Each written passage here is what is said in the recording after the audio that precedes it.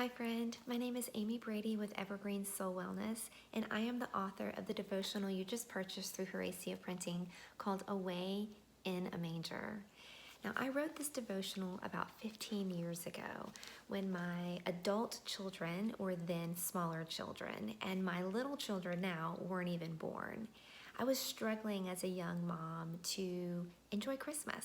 It had just become a crazy, hectic experience, and I realized that the time came and went, and I couldn't even remember having soaked it in or really enjoyed it. And I didn't want my kids to have memories of me being this frazzled woman at Christmas. So I decided, with God's help, to start curating Christmas. Now, curating is an interesting word. It has its own meaning these days. Most of what we see is not reality. We all know that. Even a beautiful home, someone takes a picture of it, or it's in a magazine, it was curated.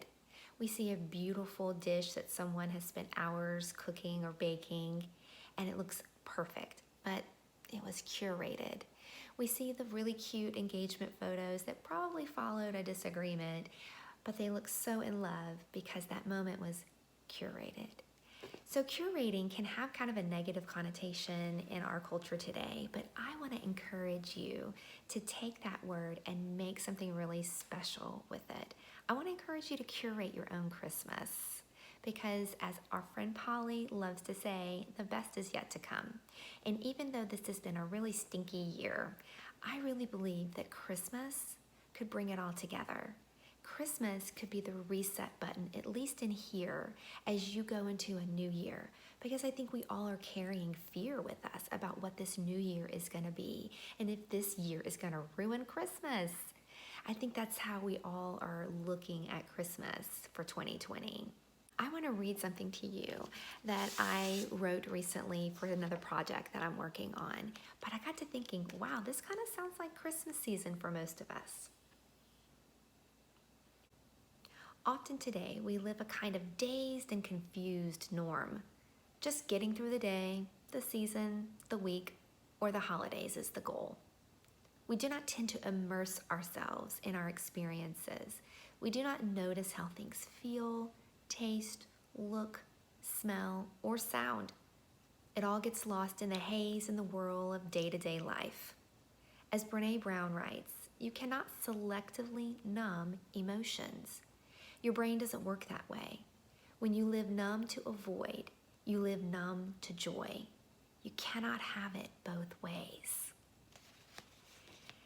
The one thing that I hope you do not experience this year at Christmas is a numbness to joy. Because when we numb all the other emotions, I don't want to think about next year, I don't want to feel this, I don't want to worry about that. We numb all the emotions, even joy. And guys, Christmas is about joy.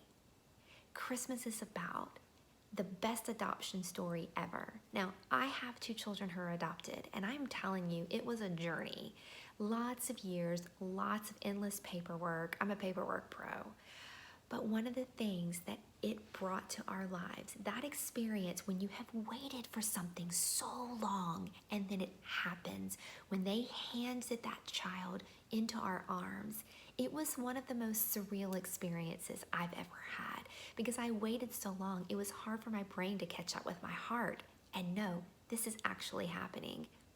That is what Christmas is. It's Advent. And Advent is to wait, to anticipate something.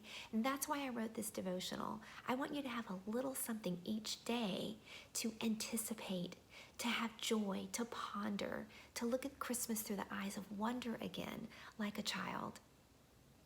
So I want us to think about how can we curate our own Christmas? I talk a lot about this in the devotional and even give ideas and ways that you might could do that. More as like a prompt to get you thinking. But what do you want most out of Christmas this year? Do you want celebration? Do you want to be with people? Well, put that thinking cap on and think about different creative ways you can do that. I was telling a friend the other day that one of the most interesting and almost fun pieces about 2020, even though it's been a really difficult year surrounded by so much loss, is as someone who's creative, I have really enjoyed watching the ways that people have redesigned their lives. how we've learned to be connected even though we're disconnected, how we've learned to communicate even behind a mask, how we've learned to take our business and grow it, or how we've learned to start a business because we lost our job, or how we can do more with less. It's actually been a very creative year if you think about it. So take that energy and put it into your Christmas. How can you recreate Christmas? How can you curate it to be what it is, not that just you want, but what you need? So I want to encourage you to spend some time before you begin the devotional and before you begin your Christmas season thinking about that. What do I want? What do I need? What does my family need? What do my friends need this Christmas? If you need celebrations, think about ways to do that with the restrictions that we have. Get creative, have fun with it. If you need silence, then you're gonna have to curate that for your life. You're gonna have to carve out that time. And what would that time look like? Where would you go? What would you do? Maybe you just need some peace. What would it be like to have the peace you need? Do you need peace from a relationship? Do you need peace from your job? Do you need peace from having so much to do? How can you get with God and ask Him, how can I have peace in these areas? Show me. He wants you to have peace. He says, I don't give to you like the world gives, which means I don't give and take away or give and expect something in return. My peace I leave with you. My peace I give to you. He wants you to have it, so ask Him for it. That's a prayer that He'd love to answer for you. What else do you need? Do you need it to be simple? Are you short on funds this year?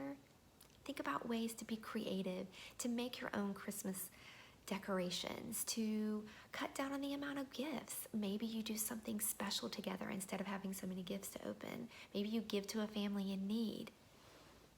Maybe you draw names instead of everybody getting a gift. You know what to do, and you know what your family would enjoy. Think about that. How can you simplify your meals? How can you simplify things? Maybe you love to bake. Maybe you should set aside a whole day just to bake, even if you invite friends over and you're all wearing your masks. Find ways to do the things that you enjoy, and I promise you, you will find Jesus there. He made you and He curated you. He curated you in your mother's womb. He knit you together fearfully and wonderfully. He also knit you together to be able to communicate with Him in a particular way, in a way that brings you joy and that you know He's near. Maybe when you go on a run, you sense God's nearness. Maybe when you watch a sunset, you sense God's nearness. Maybe when you read a good book or watch a great movie with your family, you sense God's nearness. Maybe when you sit with Him in the early morning hours or the late evening hours with a Christmas devotional or a cup of tea or a great book or His Word, you sense Him near. He created you to love to do those things so that when you do them, you will sense His nearness and you will feel joy. The things that you love and that you enjoy, do more of that this Christmas. The things that you don't enjoy, the things that are frustrating or draining, see if you can find ways to do less of that or to ask for help. Ask for help in wrapping gifts. Ask for help in cleaning the kitchen up after Christmas dinner. Think ahead. What can you do to create space and margin in your life in the next Christmas season? What can you do to create space and margin? And in that space and margin, make time and space for God. The reason we want to create space and margin in our lives at Christmas is because God can come in and fill those spaces and that margin. It opens up a space for Him to come in and to fill that and to bring you joy. Away in a Manger is based off of Isaiah 9:6, which says, "For unto us a child is born, unto us a son is given, and the government shall be upon His shoulder, and His name shall be called Wonderful, Counselor, the Mighty God, the Everlasting Father, the Prince of Peace." So the devotional is divided into sections where we go over each of these names of God. And the King James Version is the only version that separates Wonderful from Counselor. The rest of the versions say Wonderful Counselor. So I found that very interesting many years ago and decided to tease that out a little bit. So one of your weeks will talk about how he is wonderful. And what does that mean in your life that he's wonderful? How can that affect your life that he's wonderful? How can it affect your life that he's counselor to you? How can you live it out day to day, thinking of him as the mighty God? What does it look like in your life to know in your heart he is your everlasting Father? And how can you go into the future understanding that he is the Prince of Peace and he's the Prince of your peace? So I hope that you enjoy this devotional. There's a lot of journaling prompts in here and things to just kind of help you along your journey of curating a Christmas that's special for you.